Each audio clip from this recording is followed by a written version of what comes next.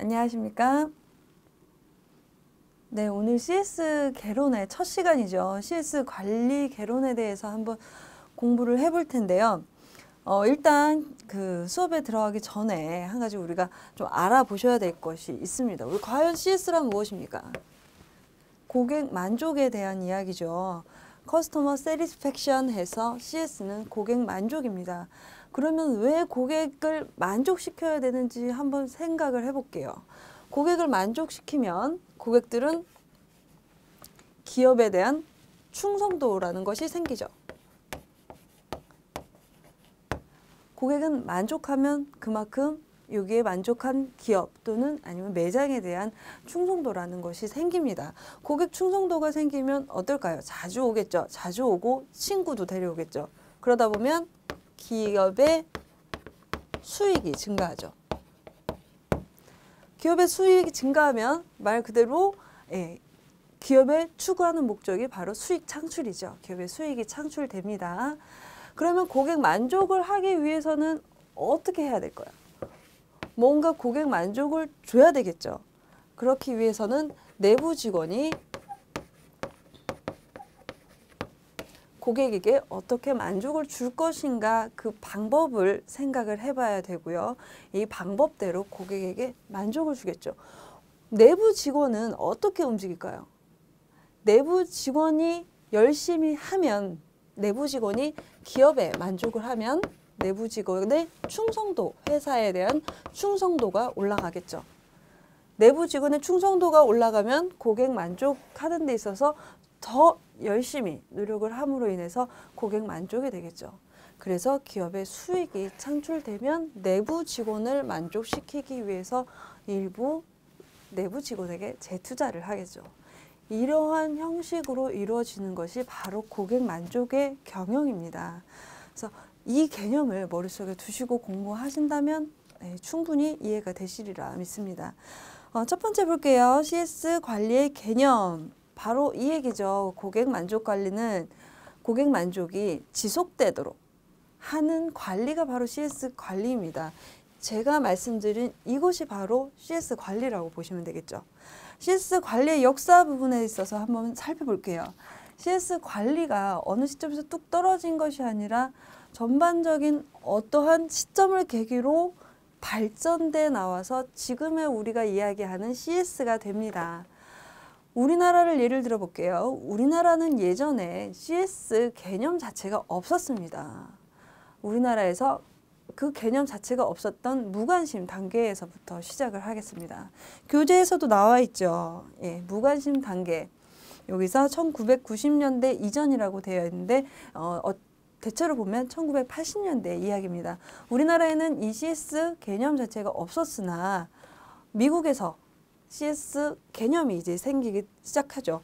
동그라미 3번 77년에 JD 파워라는 리서치 회사에서 무엇을 합니까? 고객 만족을 평가 기준으로 세우면서 이제 고객 만족이 서서히 나타나기 시작하는데 우리나라에서는 전혀 CS에 대해서 관심이 없었는데 미국에서 얀 칼슨이라는 사람이 1980년대에 고객 만족, MOT를 도입하면서 고객 만족 경영을 시작하게 되면서 고객 만족이 이제 대두되기 시작하죠.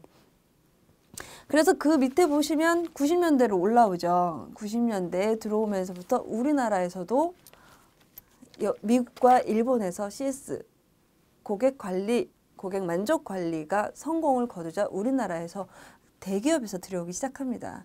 그래서 들어왔던 것이 바로 초반에 LG죠. 고객 가치 경영이라고 해서 LG가 92년도에 가져오고요. 그 다음에 삼성이 신경영으로 가져옵니다. 그래서 90년대 중반쯤에서는 큰 기업, 공공기업 등에서 이 CS 고객 만족 관리를 가져오게 되죠.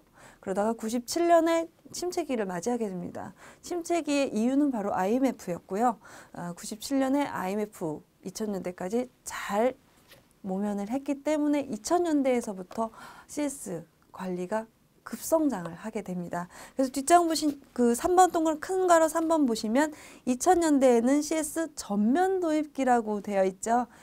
그래서 이 흐름은 우리나라 기준으로 무관심 단계입니다. 그렇기 때문에 1980년대에서는 미국이나 일본에서는 하고 있었습니다. 그 개념만 명확히 아시면 되겠습니다.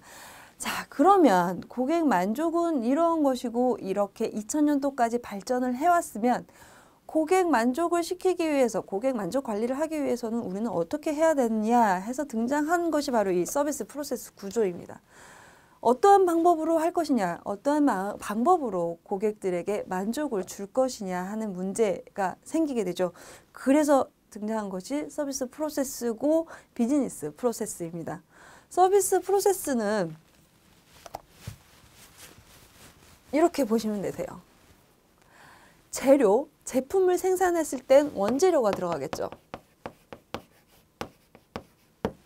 그러면 그냥 순수한 서비스는 사람이 필요하겠죠. 자본도 필요하겠죠. 이것을 우리는 통틀어 인풋이라고 합니다. 들어간 게 있으면 나오는 게 있겠죠. 아웃풋. 제품과 서비스가 나오겠죠. 이러한 과정들을 바로 프로세스라고 합니다. 그러면 제품과 서비스에서 고객을 만족시키려면 인풋도 잘 들어가야 되겠죠. 그 다음에 이 과정, 프로세스도 잘 해야 되겠죠.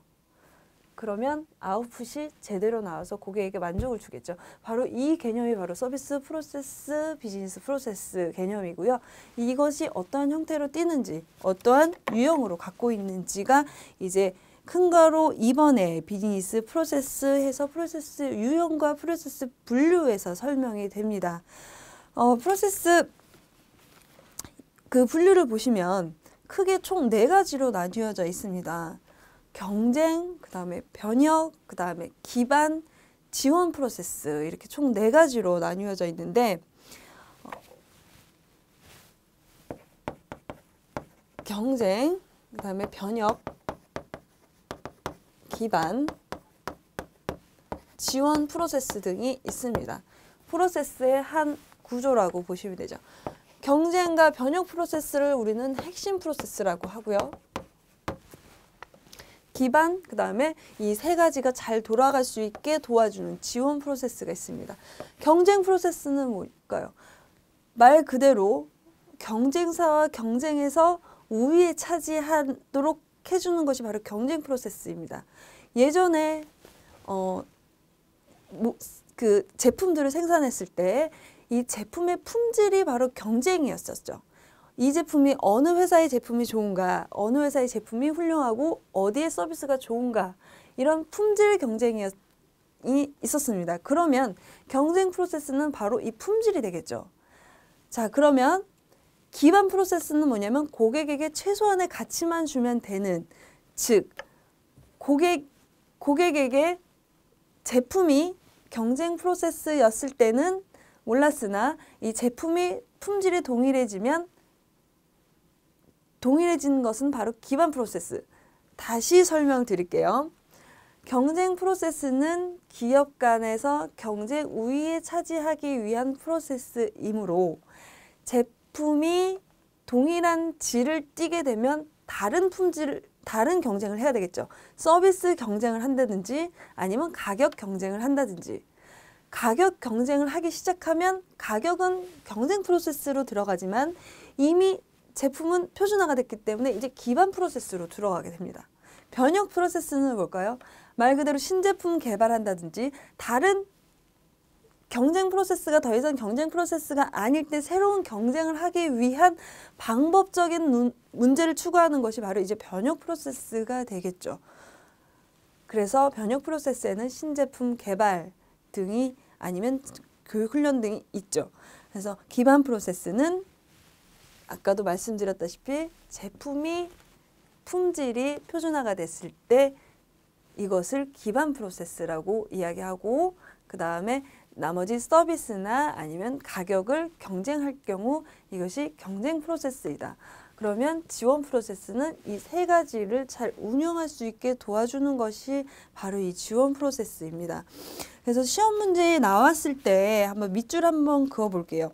경쟁 프로세스의 개념에 대해서 나올 수 있습니다. 그렇기 때문에 가장 윗줄의 경쟁자보다 우수한 고객 가치를 제공하는 것이 경쟁 프로세스이다 라고 알고 계시면 되고요. 변혁 프로세스는 지속적인 경쟁 확보를 위해서 우리가 노력하는 과정들을 이야기하는 것이기 때문에 신제품 개발이나 새로운 지식 습득이 바로 이 변혁 프로세스입니다. 기반 프로세스는 고객에게 최소한의 가치만, 이 문장이 시험에 자주 출제되기 때문에 확실히 알고 계셔야 됩니다. 지원 프로세스는 이 세 가지 프로세스들이 잘 굴러갈 수 있도록 도와주는, 지원해주는 역할을 하기 때문에 인적 자원 개발이라든지 아니면 재무 회계 등이 이 지원 프로세스에 속합니다. 자, 그래서 프로세스 분류의 유효성 같은 경우에는 여러분들이 교재를 통해서 한번 공부를 해 보시고요. 뒷장에 보시면 이제 서비스 프로세스 표준화와 개별화에 대해서 이야기를 합니다. 서비스를 제공하는 성격에 따라서 표준화와 개별화로 나뉘어지게 되는데, 서비스 표준화는 말 그대로 일반적인 표준화된 정해진 서비스를 많은 사람들에게 제공하는 것을 이제 표준화라고 보시면 되시고, 개별화라는 얘기는 무엇이냐면 고객 특성에 맞게 고객 개별적인 서비스를 제공하는 것을 이제 개별화라고 보시면 됩니다. 서비스 표준화를 예를 들면 가장 큰 예는 바로 이제 항공사를 예를 들어 보겠습니다. 서비스 표준화를 채택해서 성공했던 항공사가 바로 사우스웨스트 항공사입니다. 표준적인 서비스를 고객 모두에게 제공함으로 해서 인력 감소라든지 아니면 자본 감소가 이루어졌죠. 그렇기 때문에 서비스 표준화로 성공적인 예입니다. 그래서 사우스웨스트 서비스 표준화 예를 들어보면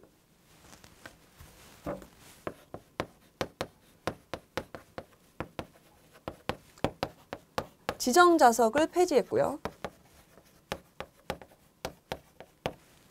그 다음에 장거리 폐지하고 단거리 운행으로 많은 노선을 확보했죠. 그 다음에 식음료. 식음료 서비스를 폐지합니다. 식음료 서비스를 폐지해서 항공 운임을 낮췄습니다. 그렇기 때문에 어찌 보면 많은 이용객들이 이 저렴한 항공 운임을 통해서 사우스웨스트 항공사를 많이 이용을 했습니다. 그럼 개별화를 선택한 항공사는 싱가포르 에어라인이죠. 고객에게 맞춤 서비스를 제공함으로써 고객에게 최상의 서비스를 제공하는 것이 바로 싱가포르 에어라인이고요. 다소 높은 가격이지만 고객이 불편하지 않게 모든 서비스를 다 갖추면서 항공사를 운영했던 것이 바로 싱가포르 에어라인입니다. 우리나라를 예를 들어보면 대한항공과 아시아나에서 싱가포르 에어라인의 이 개별화 서비스를 많이 추구해서 따라갔죠. 그래서 대한항공과 아시아나 항공은 개별화 서비스를 했고요. 지금 새로이 등장하는 저가 항공사들은 표준화 서비스를 많이 채택하고 있습니다. 그렇게 생각하시면 조금 쉽게 다가오실 수 있겠죠. 자, 그러면 이제 서비스 프로세스의 분류 부분에서 한번 보실게요. 여기서 나오면 여기서 서비스 프로세스 매트릭스 분류라고 되어 있습니다. 그래서 네모 박스 안에 노동 집약도도 나오고 고객 상호작용 개별화 이런 이야기도 나오는데, 서비스 슈매너의 서비스 매트릭스는 시험에 굉장히 자주 출제가 됩니다.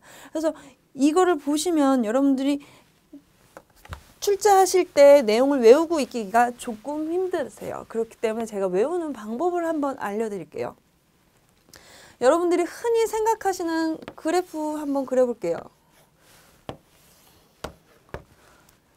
우리가 많이 접했던 선이죠. 예. 네 가지 영역으로 나뉘어 봅니다. 왼쪽에서 오른쪽 가로축을 우리는 상호작용, 개별화라고 표시를 하고요. 왼쪽을 낮음으로 표시합니다. 오른쪽을 높음으로 놓죠. 위에서 아래로 내려오는 세로축을 우리는 노동 집약도,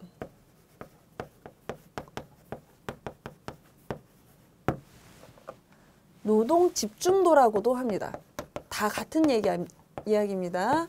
그래서 위에서 낮음, 밑으로 내려올수록 높음이라고 놓습니다. 자, 여기서 말하는 노동 집중도, 집약도는 무엇일까요? 사람에 의존하는 정도가 높다라는 얘기죠. 그렇다면 노동 집중도, 집약도가 낮다는 얘기는 사람보다는 설비 하드웨어적인 측면이 의존하는 게 높다라는 얘기죠. 개별화 상호작용이 높다는 것은 개별적인 서비스를, 고객 맞춤 서비스를 하는 것이 개별화 상호작용이 높다라고 이야기하고, 낮다는 것은 표준적인 서비스를 제공하는 것을 상호 개별화 정도가 낮다라고 이야기를 합니다. 자, 그러면 이 큰 4개의 영역 중에서 제일 위쪽, 왼쪽의 위쪽 영역을 볼게요. 상호 개별화 정도가 낮고요. 노동 집약도도 낮습니다. 이것을 우리는 서비스 팩토리라고 부릅니다.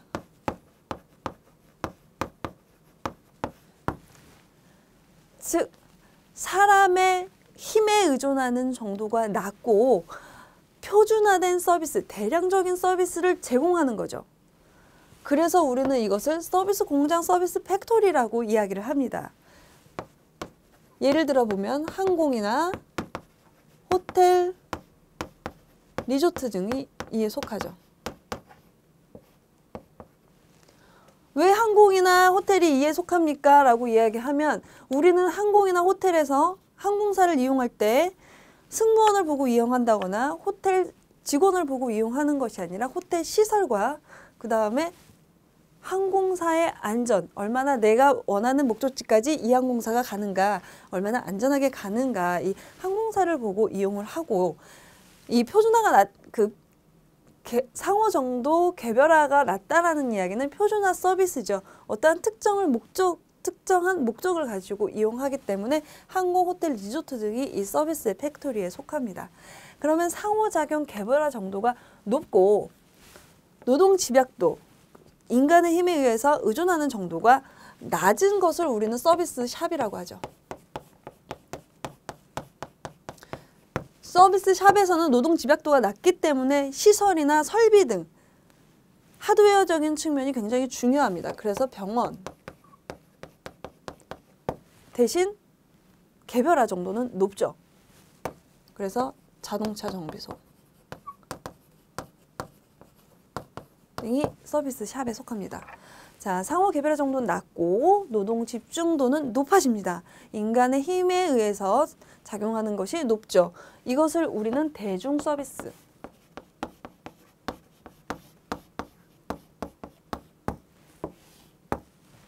라고 합니다. 그래서 학교, 금융업들이 이에 속하죠. 학교는 개별적으로 가르쳐주는 과외하고는 틀립니다. 선생님의 능력에 의해서 의존해서 여러 학생들이 똑같은 내용을 듣습니다. 그렇게 생각하시면 조금 쉽죠. 자, 노동 집약도도 높고 상호 개별화 정도도 높은 이 오른쪽 밑에 영역을 우리는 전문 서비스라고 합니다. 전문 서비스, 고객 각각 맞춤별로 서비스가 진행이 되고 그 다음에 인간의 능력에 의해서 틀려지는 서비스, 달라지는 서비스가 제공이 되기 때문에 이를 전문 서비스라고 하고, 여기에 의사, 변호사, 컨설턴트 등이 이에 속합니다. 여기서 여러분 기억하셔야 될 것은 전문 서비스에는 의사가 있고요. 서비스 샵에서는 병원이 있습니다.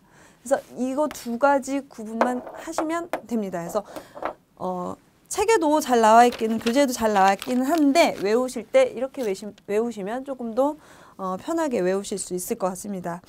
그 다음에 큰 괄호 4번 볼게요. 서비스 프로세스에 진행해서 인풋과 아웃풋 이야기가 나오죠. 이거 제가 아까 초반에 말씀드렸기 때문에 여기는 그렇게 이해하시면 되고요. 프로세스 설계의 기본 원칙은요, 출제가 된 적이 있습니다. 그렇기 때문에 그냥 넘어가시면 안 되고 꼭 보시고 넘어가셔야 되는데, 일단 외우지는 마시고 이해만 하십시오. 서비스 프로세스는 왜 진행하는 것인가? 처음에도 말씀드렸다시피 고객 만족 때문에 진행을 하는 것입니다. 그러면 주체가 고객이고 고객 위주로 돌아가야 되죠. 그래서 평가의 주체는 고객이다. 그리고 고객은 각각 개별적으로 틀린 감정을 느끼고 똑같은 서비스를 받아도 판단이 달라지기 때문에 상대적입니다.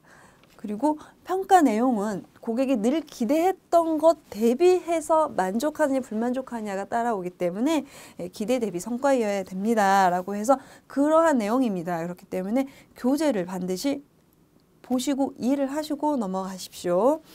그 다음에 동그라미 4번 보면 여기 불만 고객 발생과 대처라고 해서 나오죠. 서비스 프로세스를 이야기하다가 왜 갑자기 불만 고객 대처에 대해서 나올까요? 왜 그랬을까요? 라고 보시면 바로 프로세스 과정이 바로 그렇습니다. 아까 제가 초반에 말씀드렸죠. 인풋, 아웃풋. 이 아웃풋을 누가 받는다? 고객이 받는다라고 이야기했죠. 여기서 고객이 만족하느냐 불만족하느냐가 나오죠. 자, 고객이 불만족할 때는 어떻게 무엇을 왜 불만족했는지를 알아야 되죠. 그래서 인풋, 아까 여기 인풋에 뭐가 있었죠? 자본이라든지 원재료, 사람이 들어갔었죠. 사람이 잘못했는지 아니면 원재료가 잘못됐는지 어느 부분에서 잘못했으면 프로세스 과정에서 아웃풋이 잘못됐겠죠. 잘못된 투입이 들어가면 아웃풋은 당연히 잘못되겠죠. 그러면 고객은 불만족합니다. 자, 인풋은 제대로 들어갔습니다. 이 프로세스 과정 중에서 문제가 생기면 아웃풋이 잘못 나오겠죠. 그러면 고객은 불만족하겠죠. 그 이야기가 지금 여기 나오는 이 이야기입니다. 그래서 우리는 앞으로 공부해야 될 것이 바로 무엇인가요? 인풋이 들어가서 어떠한 과정을 거쳐서 아웃풋이 나왔을 때 이 아웃풋이 제대로 나오려면 어떻게 해야 되는가? 이 프로세스를 어떻게 관리해야 고객에게 불만족이 생기지 않고 만족을 주느냐가 중요하겠죠. 이 이야기는 다음 시간에 계속해서 말씀드리고요.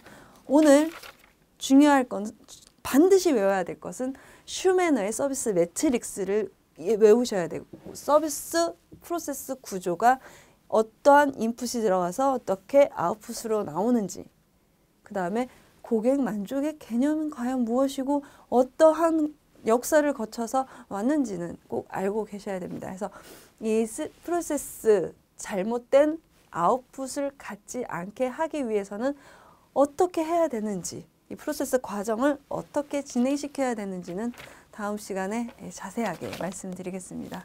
고맙습니다.